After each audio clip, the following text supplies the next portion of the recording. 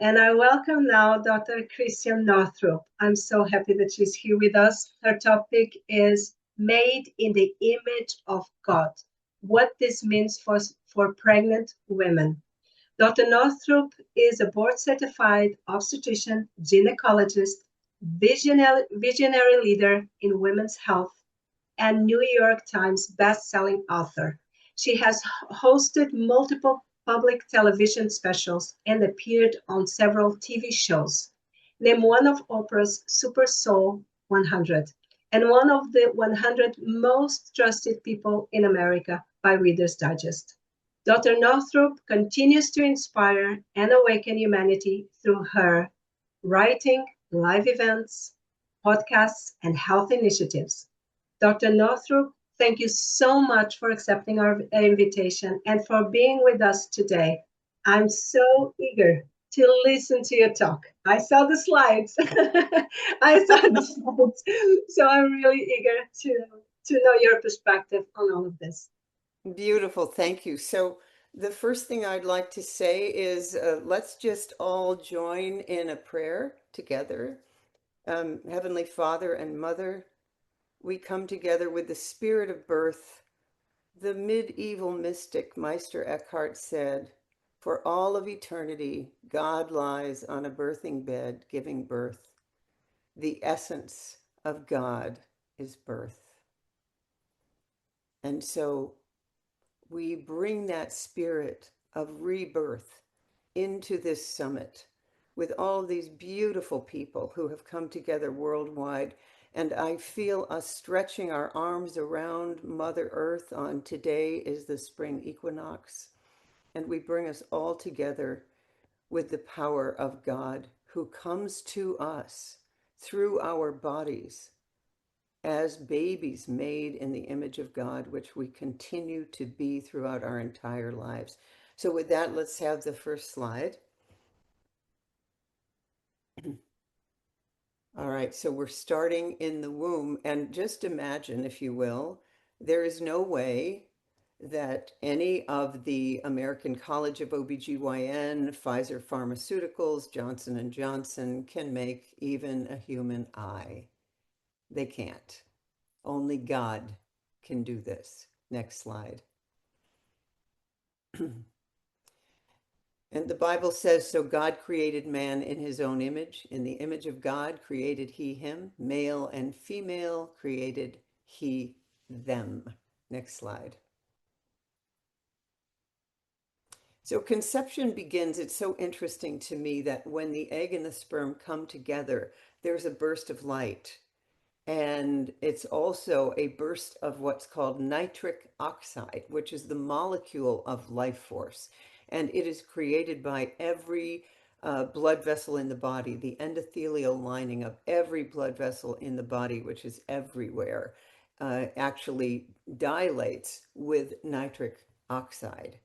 And the fact that we come with light is an amazing thing. In fact, the body is condensed biophotonic light. Next slide.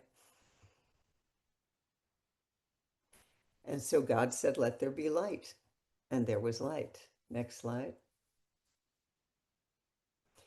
When you look at the human body, and those who understand the biofield, like Gary Schwartz down at the University of Arizona in Tucson, we know that there's light around the body, and the fingernails actually are some of the most major extensions of light. And when I saw this, I realized I needed to stop putting nail lacquer on my fingers because I didn't want to block the biophotonic light in my body. And also think about the laying on of hands. It is the most ancient type of healing, that we heal each other by laying on of hands. Next slide. This is the torus field around the human body, and you can measure it with what's called a squid. The body is made of the 3D matter, but then there is the plasma and there is the ether, and there's an enormous amount of evidence-based information on this that never makes it into the medical literature at this time because we've been very reductionistic. Everything's been what you can measure in the lab or whatever. And so we have refined ways to measure this, but it hasn't been accepted in the material world because of the Cartesian dualism. I think Descartes way back said to the Catholic Church, you take the soul, I'll take the body. And so we have this split within our minds. Next slide. The bond of mother and child is a miraculous outpouring of unobstructed love channeled through the mortal coil. Nursing is a physical bond of nourishment. Mother is the first meal, the key to life. Bioelectromagnetic and psycho-spiritual bonds, big words, bring mother and child together. But everyone can feel this. And of course, this is the amazing visionary artist, Alex Gray, who showed years ago, I think in the 70s, this biophotonic light, that we are an energy species, we're an electromagnetic species. In fact, the biophotonic light um, actually extends out at least 6 feet, which is why this 6 feet of social distancing that the planet endured since 2020 for a couple years there was so damaging to children. We have children now born in 2021 who are still struggling with speech and language because they couldn't see faces for all that time. Next slide. I love this. Dried breast milk resembles a placenta, mammary glands, and the tree of life. If you haven't followed Veda Austin on Instagram, she demonstrates how water retains memory. And think about it.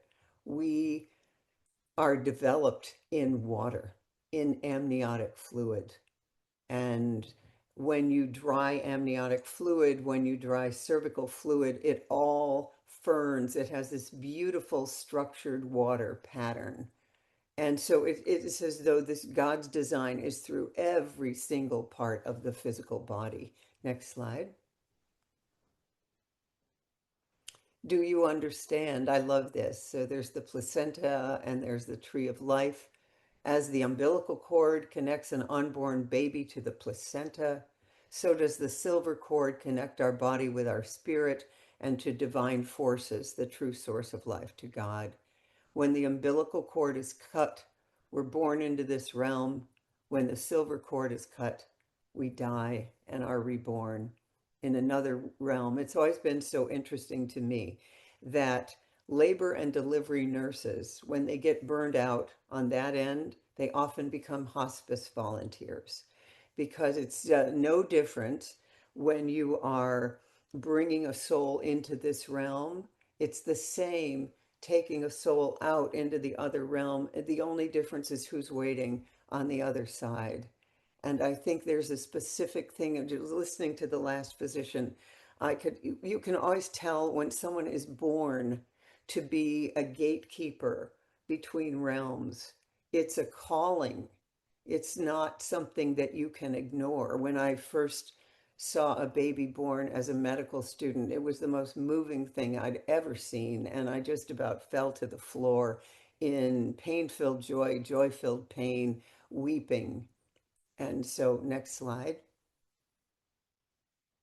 The greatest evil trick played upon mankind was teaching people that our body's self-cleaning programs are diseases that require poisons for treatment.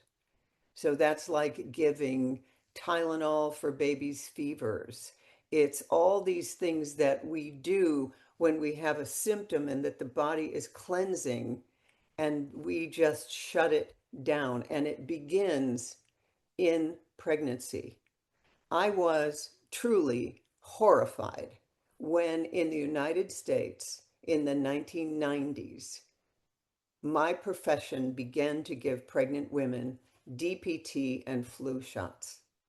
So today's obstetrician gynecologist, and I was no longer doing obstetrics by then, and when they started in, I was horrified Why would we be injecting adjuvants and so on into pregnant women when we were telling them, at least in the United States, that they should avoid tuna because there was too much mercury?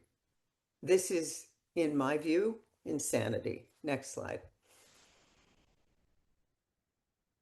What a blunder. I forgot to complete the immune system, and I count on you to address this. What have we been doing? Next slide. In 1986, and I know all of you around the world do not have this, but the United States has tended to be a model for other countries, particularly with the World Health Organization and the UN. In 1986, this is how many shots a child got. In 2025, this is how many. There were 72 recommended vaccines by the CDC by the age of 18, 72 to 78. And then with Robert F. Kennedy at the helm, they just decreased it a little bit. You can see that. And now the American Academy of Pediatrics is suing Robert F. Kennedy, head of the Health and Human Services, because they have been asked, the pediatricians have been asked to discuss those missing shots with the pediatricians. And the pediatricians are saying that's too much work for them to discuss it with their patients. Next slide. Why country kids have good immune systems? Because as a baby, we know that when the baby is put on the mother's abdomen, the baby is then exposed to the environment of the mother. And of course, the first breast milk contains antibodies to everything that is in that mother's environment that the baby needs to be protected against. And in World War II, when they, or it might have been World War I, when they could not, they didn't have the room to put babies into the hospital. So what they instituted was kangaroo care. The mothers with the premature babies just wore the baby. Those babies did much better than the hospitalized babies. And this is in the amazing book, uh, Maternal Fetal Bonding. And it's by Marshall Klaus and John Kennel. And John Kennel started the first NICU, neonatal intensive care unit, in Cleveland, Ohio. And then he and Marshall Klaus, who was an obstetrician, noticed that the babies they saved in the NICU had a much higher risk of being battered, coming back battered. And because of their research, they realized that there's a sensitive period where mother and baby need to be together. And thus was born the science of bonding. But what did they have to do? They had to study mammals to see what the sensitive period was for bonding in goats, for instance. Humans are much more able to bond. We can bond even if mother and baby are separated, for a week or two. There's still that bond. But I have to say, my profession has been stellar at messing up the birth experience. And I remember as a young medical student watching them clamp the cord immediately, rush the baby off to the newborn nursery to clean it up. We've changed a lot of those things, but the interventions are more than ever. There are women in the United States getting 5, 6, 7 ultrasounds during a pregnancy. And so instead of seeing it as a normal thing that God has infused, we see it as a disaster waiting to happen. I was taught as a resident, a normal labor and birth is a retrospective diagnosis. What does that mean? It means everyone attending birth is waiting for an emergency to happen. A woman in labor is infinitely sensitive. Her whole inside of her is on the outside.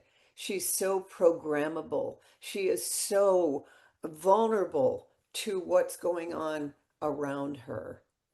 And therefore, this sensitive period is more important than ever to understand.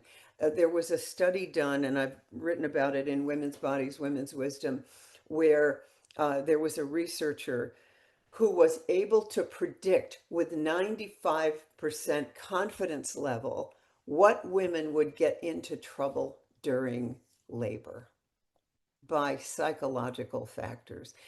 The birth, labor, delivery, the prenatal time are so important. They imprint, as you are all saying, they imprint the mother and the baby for the rest of their lives. It is the most important thing on planet Earth, and it's the thing that we just relegate to, to another.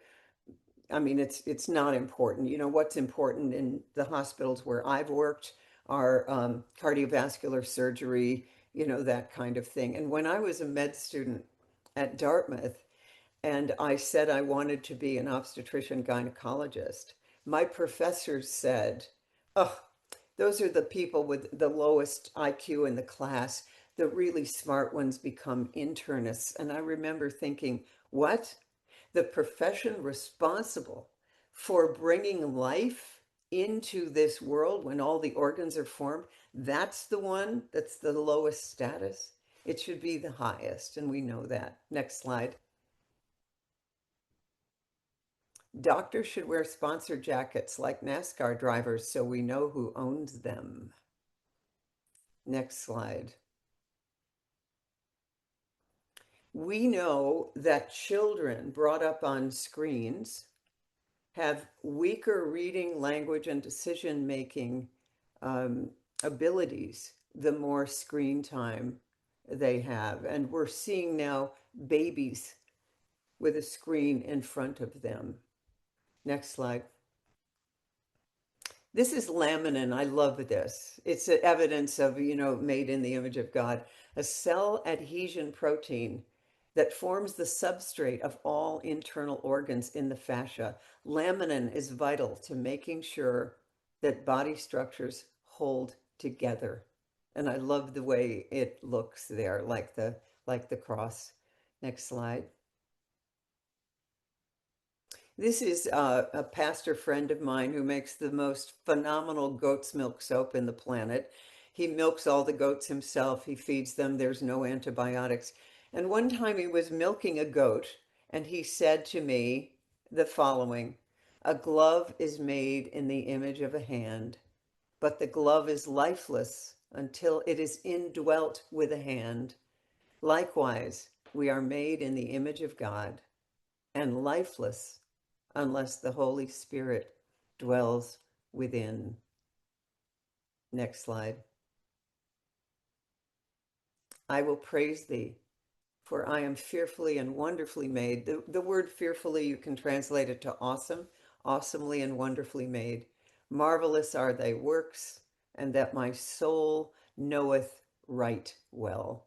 Psalm 139. Let's remember that being made in the image of God means that we have infinite powers of rebirth. I, only because of the last 5 years, began to go to a church, and I watched the full immersion baptisms, which I'd never seen before. And I had the same feeling when I first saw a baby born and was weeping with the beauty of it.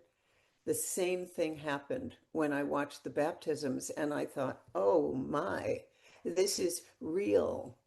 This is real. We can be born again. And to me, this summit is bringing all of this together. Seeing Dr. Verney there, Thomas Verney, the Pre and Perinatal Psychology Association, that's where I met Dr. Bruce Lipton, who wrote The Biology of Belief. I actually met him at one of those conferences. And then, of course, Michel Audin, doing the water birth and the La Boyer births and all of that, which I brought into our hospital way, way, way back, putting the baby in water or putting the baby on the mother's abdomen. All of that stuff at the time was verboten. You were not allowed to do it, and I did it anyway.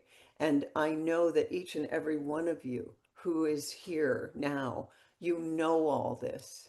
And so you're going to be the beacon of light all over planet Earth that's holding this birth wisdom. One of the things we're seeing happen in the United States, which is fascinating to me, is this thing called free birth.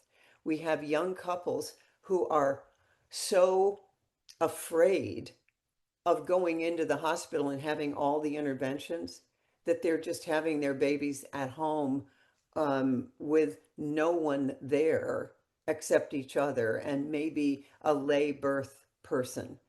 And how unfortunate that our profession has created it, but I completely understand it. I completely understand it because what we do, we completely downplay the interventions in the hospital and what's being done there. And so there are those brave souls who are saying, we'll take our chances with birth the way God meant it to be. And so that's it. That's my talk. And I just wanted to inspire you to remember that the Holy Spirit and God, and I'm not talking religion, the Holy Spirit and God is always within us and it can heal anything. That's just a QR code in case you wanted to sign up for my e-letter. There's no pressure there. So I'll take Dr. it. Dr. Christiane Northrup, thank you so much. Such a wonderful pleasure to have you and to hear your talk. I wanted to ask you because within the decades that you have practiced and your experience, what is the shift? Is there a shift that you are seeing in the way that we are perceiving pregnancy and birth? And of course, there's still so much to do, but what would be your ideas on how we can make a better prenatal care for mothers, babies, and I would always call here the fathers because I think they are also important on this shift. Here's what I'm seeing. I'm seeing younger couples are getting married. They're under. So what happened, right, in the 60s, the 70s, the Tavistock Institute, the Beatles, the transgender, all of this sort of thing. The women's movement, Gloria Steinem saying a woman needs a man like a fish needs a bicycle. And so, we had this whole time where women thought, oh, having babies, being a mother, I'm not going to do that. And so what's happened as a result is we've got all these women who sort of woke up in their late 30s, early 40s and said, "Oh my God, I forgot to have a baby." They're realizing that the career isn't as fulfilling as they thought it would be, and they would like to have a family now. So we see assisted reproduction is at an all-time high, and that's enormously expensive, and there's vastly increased fetal anomalies as a result of that. We have taken birth and technocrated, we've made it so technical. And so it's two things that I'm seeing. One, more and more interventions, more and more assisted reproductive technology and all of the rest of it. And at the same time, young families taking birth knowledge into their own hands and having home births, beautiful families, breastfeeding. By the way, goat's milk is really, really good if you can't do mother's milk. That's been used for centuries. And so I'm seeing a resurgence of the kind of thing that Thomas Verney and Michel Odent were talking about back in the 70s, 80s. It's all coming back. We are understanding our connection to the earth and structured water and all of organic food, this kind of thing. So it's almost like this. As the dark gets darker, the light gets lighter. And I think you're having this prenatal alliance at the most perfect time. And here we are, right on the spring equinox. Um, Complete rebirth. I don't know if you planned it like this, but it was perfect. I think some things need to happen the way that they need to happen. Definitely, Yes, yes. definitely. Yes. We have a couple of questions, and I think some of them are really wonderful because this is a place of exchange of ideas, of interpretations, and how we see the world. So I think they are all welcome. So, Kira, if I would pronounce well, Seyfettin Ozvural. Uh, I hope I have. So I agree and strongly respect with trust in physiology, centering the woman and honoring the meaning of birth. But how do you view risk management, timely intervention, and safety in this context? And do you think it is appropriate to interpret medical problems and complications that arise during childbirth as spiritual messages? Or should we prevent women from these complications? Well, of course, we want to prevent. And here's the thing, and we have studies on this sort of thing. Like there was one with Costa, um, there's a county out in California. And I remember reading about this. The studies were great.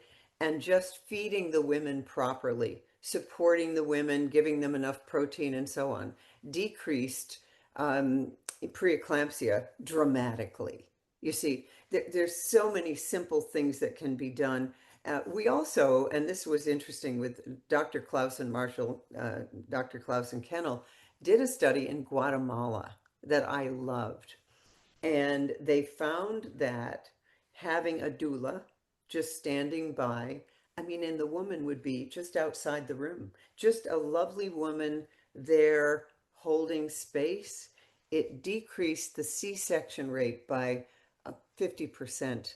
I mean, and it decreased the laboring time dramatically. And I remember listening to Marshall Klaus talking about it way back in the 80s.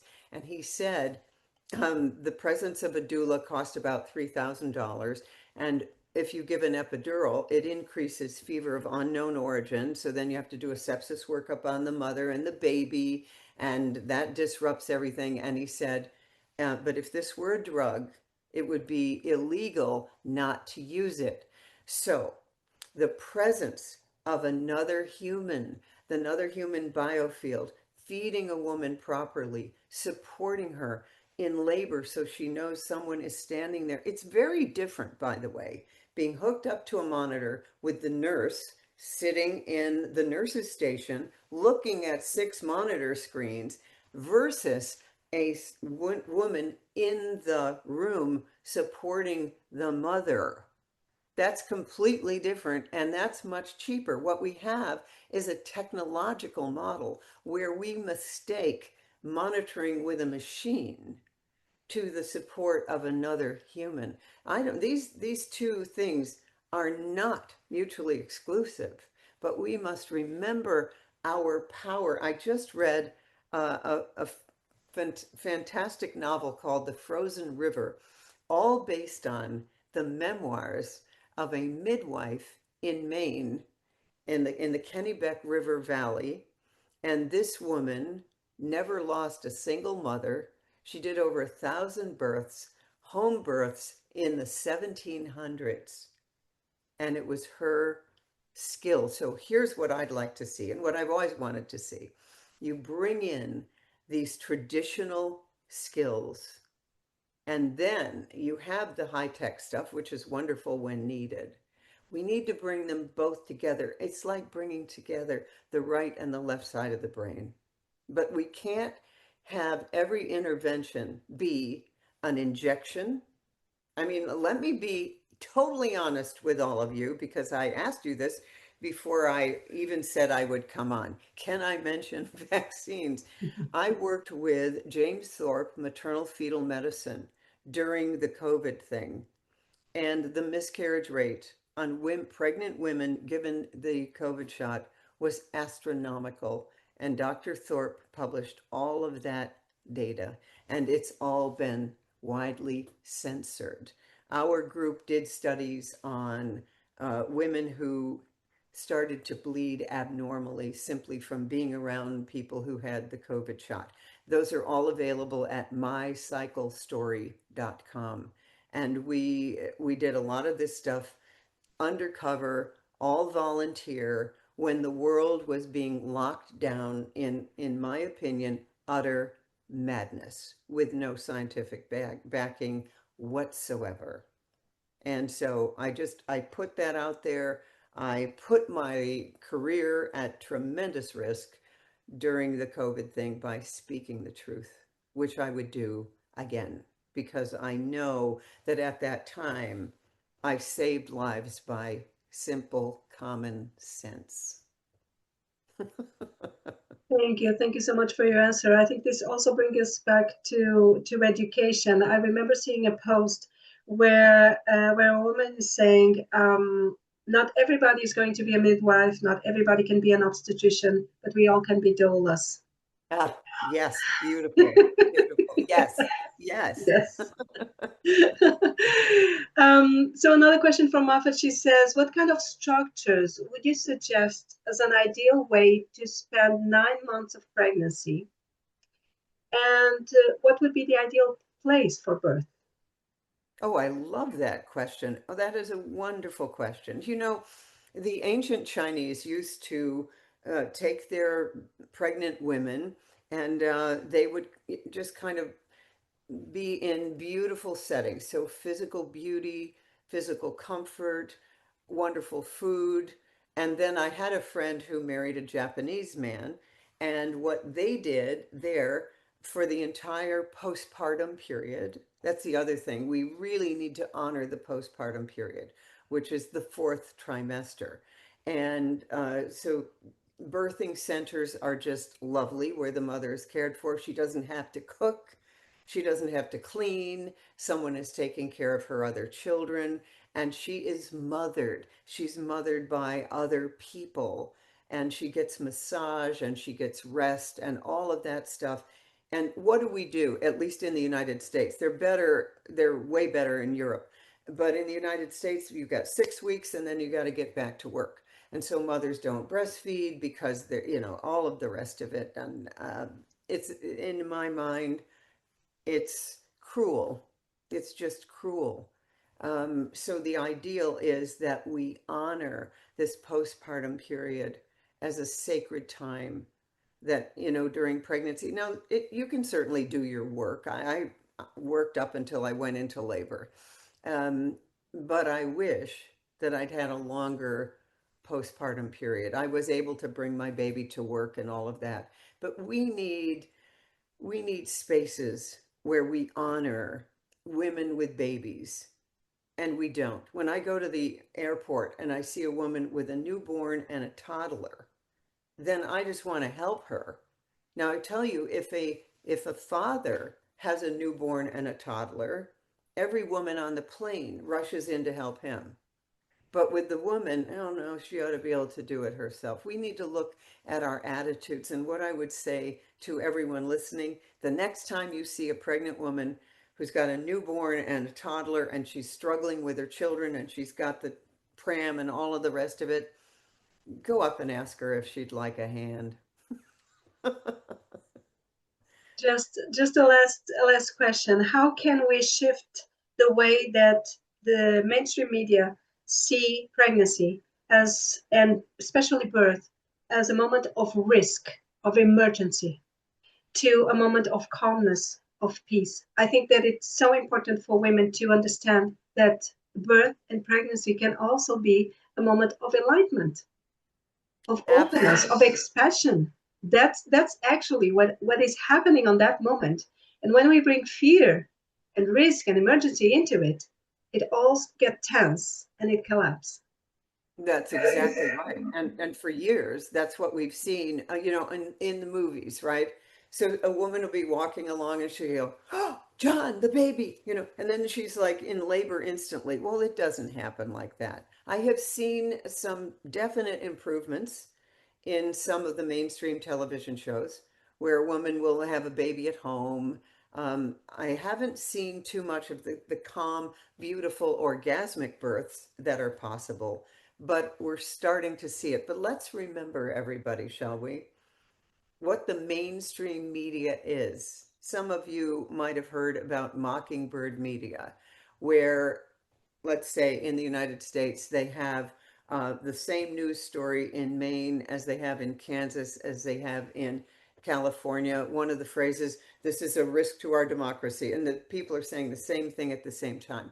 There has been, and it would be important for you to understand, first of all, that if it bleeds, it leads. So it focuses on fear, keeping us afraid. And then if we're afraid, we're not in our power. So the deal with the mainstream media is to keep everyone afraid so that you buy whatever it is they're selling, antidepressants. Again, only the United States and New Zealand allow drug ads on television. They're ridiculous.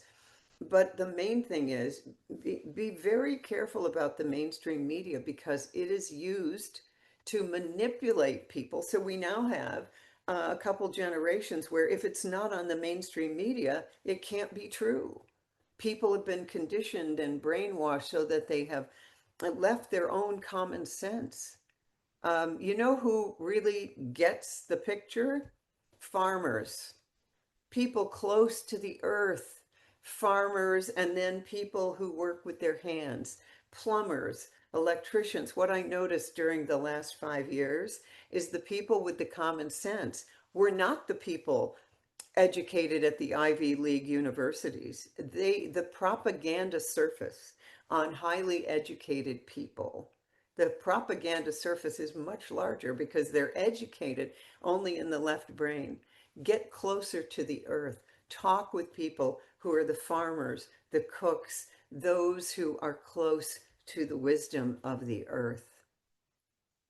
That's what we need to do. And you know what? Those people are everywhere. They're in hospitals. They're everywhere. People, you know them by their electromagnetic field. You feel it. Sometimes women have told me it was the orderly that they connected with, or the person just from the food service who brought them into their center during their labor. So I love what you said. I think it boils it right down. Not everyone can be a midwife or an obstetrician. Every one of us can be doulas, and we need to be. We need to be. Yeah.